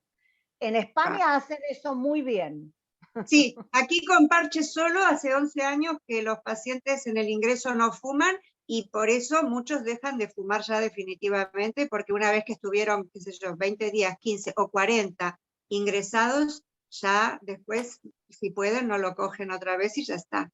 Así que nada, aportar un poco eso, y que todos los crímenes aumentaron porque la pobreza que generó la pandemia, yo creo que tiene más que ver que el COVID mismo en estas cosas, ¿no? Y que sí los IRS, y fue un estudio que se hizo en el Clinic, mejoran la respuesta inmunológica al COVID. O sea que la gente que tomaba IRS, que tuvo COVID en Barcelona y que le tocaba por zona el Hospital Clinic, la mayoría de los que tomaban IRS no ingresaban, y no ingresaban a la unidad de terapia intensiva, con cuidados intensivos, como se llama aquí. O sea que los IRS protegen de las formas graves del COVID, y es lógico que en este momento aumente el consumo de IRS legal, porque la gente está con mucha ansiedad, mucha angustia y mucho agotamiento, y esto es algo que tenemos que decir, bueno, por suerte tenemos fármacos para que la gente pueda bajar el estrés y proteger su cerebro límbico de todo lo que hemos pasado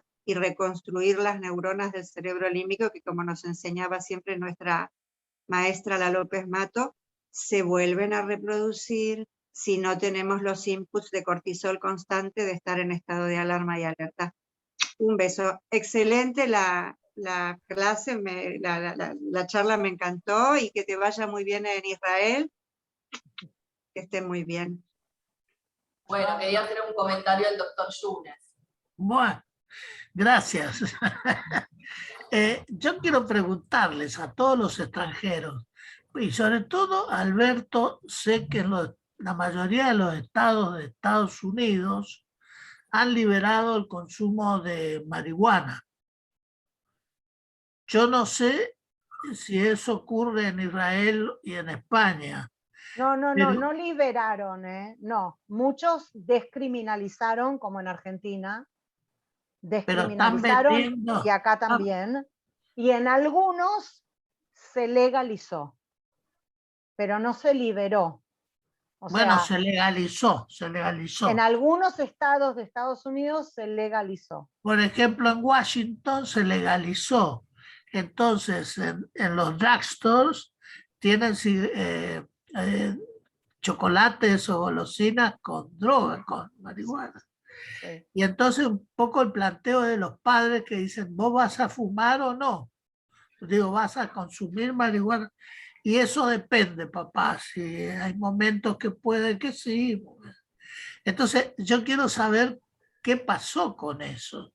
Si aumentó o no aumentó, si hubo más problemas a nivel familiar o no frente a esto. Hubo. Estados Unidos tiene estadísticas muy interesantes, pero vos lo que estás mostrando es cannabidiol, que no es lo mismo. Quiero que hables también de eso. Estaba pensando que es un poco de desafío, como que debería tener una respuesta y no la tengo.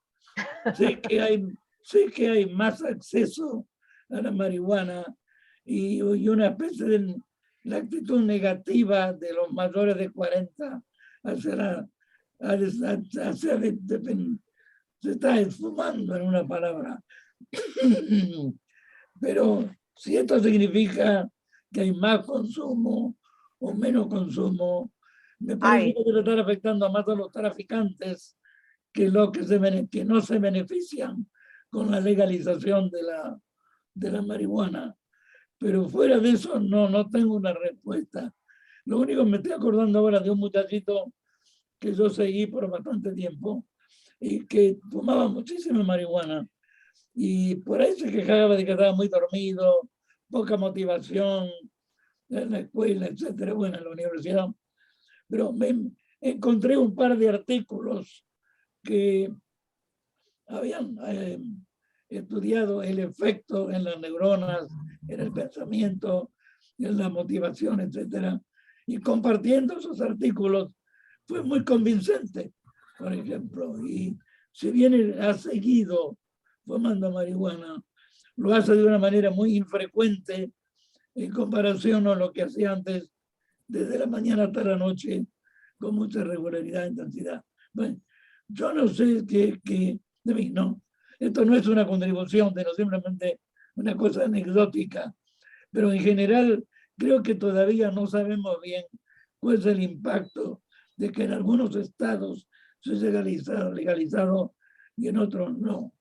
No hemos visto nada significativo que nos dé nota de si es mejor o peor todavía. Okay. Yo les recomiendo, entren al sitio web del NIDA. La doctora Nora Volkow tiene bastante información sobre lo sucedido en Estados Unidos, en los estados donde se legalizó. Habla mucho de las consecuencias negativas de la legalización. Por ejemplo, el aumento de los accidentes de tránsito, sobre todo entre la gente joven, es un hecho, está demostrado. Hay mucha estadística en Estados Unidos sobre el aumento de los accidentes de tránsito. Hay mucha información acerca del aumento de la psicosis asociada al aumento del consumo de cannabis en personas jóvenes.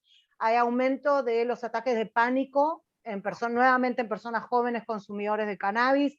Yo les recomiendo muchísimo, entren al sitio web de NAIDA y vean la información, sobre todo los estudios de la doctora Volko, que es la directora del NAIDA. Hay mucha información hoy en día. Ella dice que para ella es muy desalentador el panorama en los estados donde se legalizó.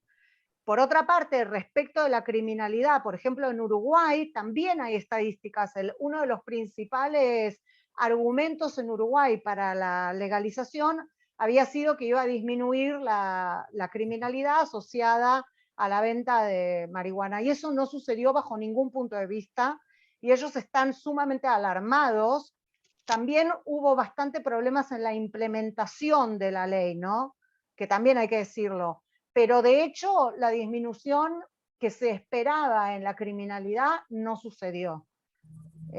Así que bueno, hay algo de experiencia. A mí lo más alarmante de todo esto me parece que es el mensaje que le damos a los jóvenes, ¿no?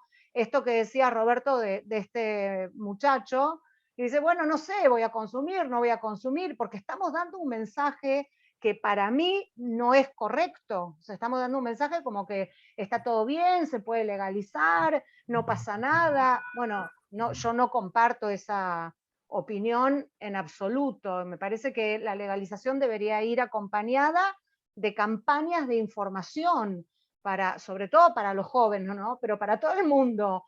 Campañas informativas, que no las hay. O sea, yo no he visto, en ninguno de estos lugares he visto campañas de información como la gente, digamos. No, tal cual, como decís, Débora. Es decir, no hay campañas de información de todos los efectos nocivos del consumo de cannabis, tanto en el varón, en que disminuye, suponete, uno de los efectos, disminuye, digamos, la fertilidad, en la mujer, que trae muchísimas consecuencias en el embarazo y en el feto.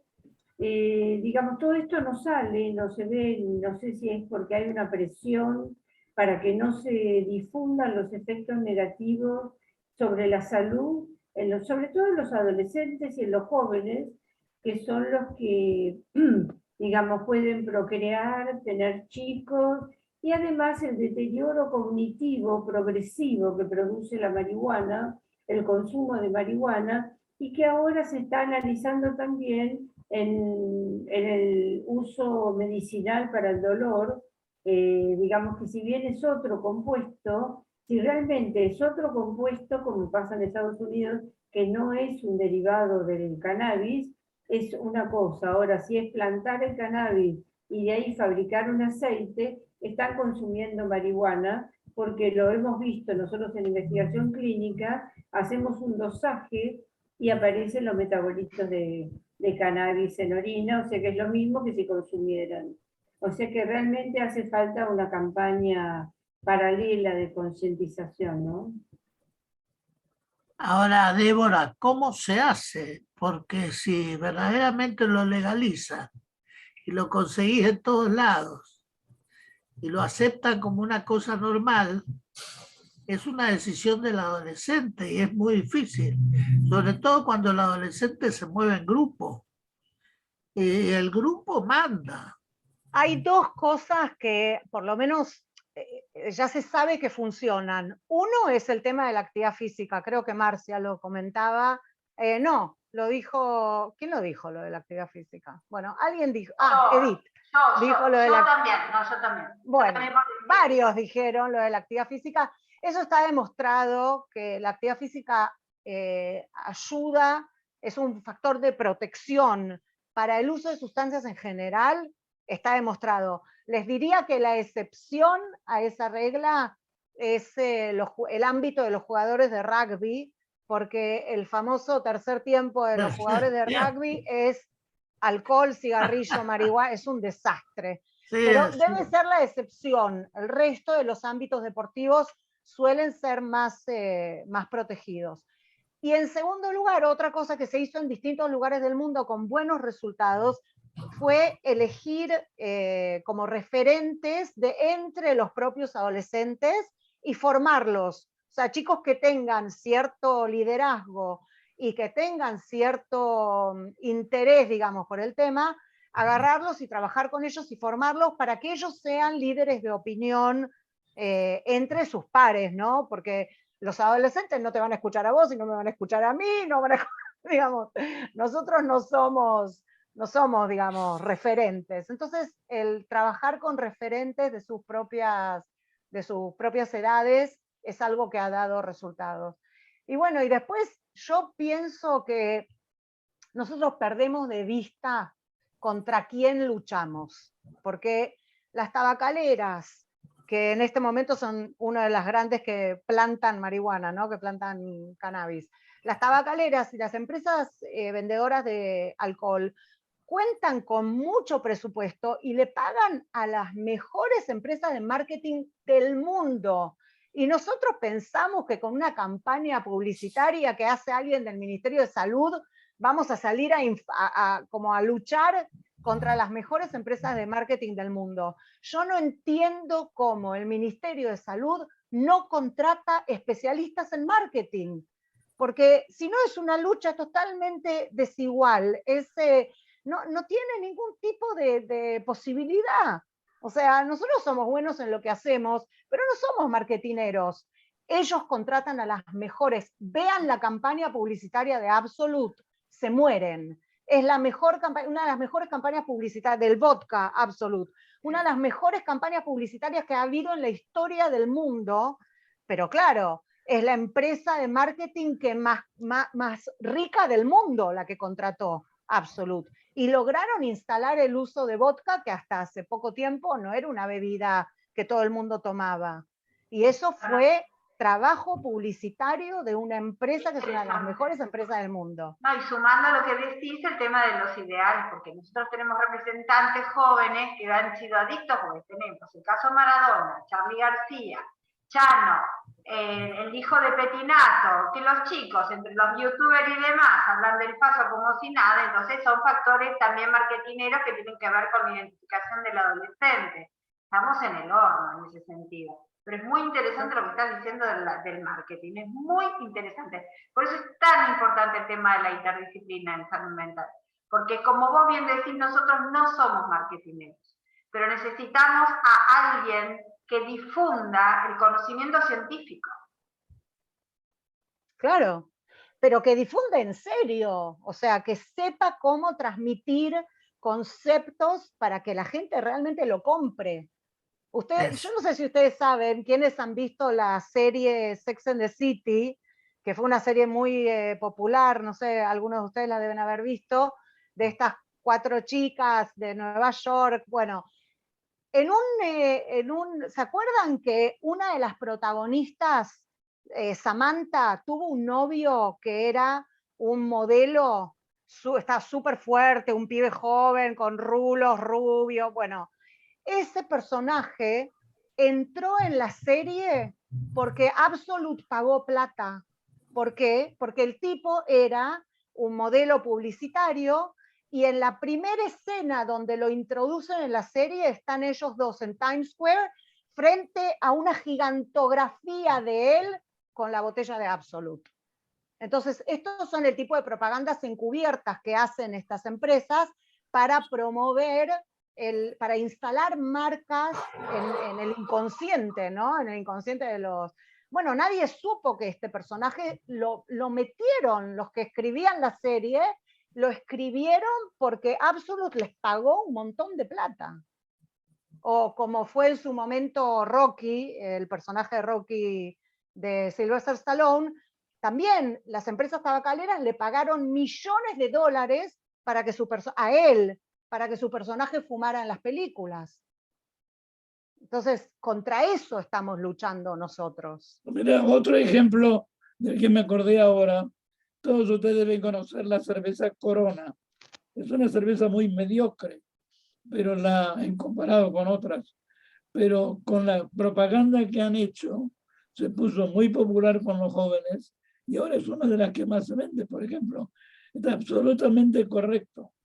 Pero ¿cómo podemos vender salud? Bueno, podemos vender ejercicio, etcétera, pero incluso la evidencia que podemos tener de investigación no se puede vender fácil porque son datos oscuros, que no entretenidos, digamos que no se vende como un modelo así haciendo pinta, etcétera. Pero por ahí eso es lo que necesitamos, un modelo. De que por ahí tiene que ir la idea de poder vender actividades de prosalud o cuánto negativo hay en las drogas, sobre todo en la marihuana, lo que sabemos cómo impacta el cerebro en desarrollo del adolescente. Ustedes saben que acá en el país, en internet, hay un lugar donde concurren y eligen la droga que quieren y se lo llevan a domicilio.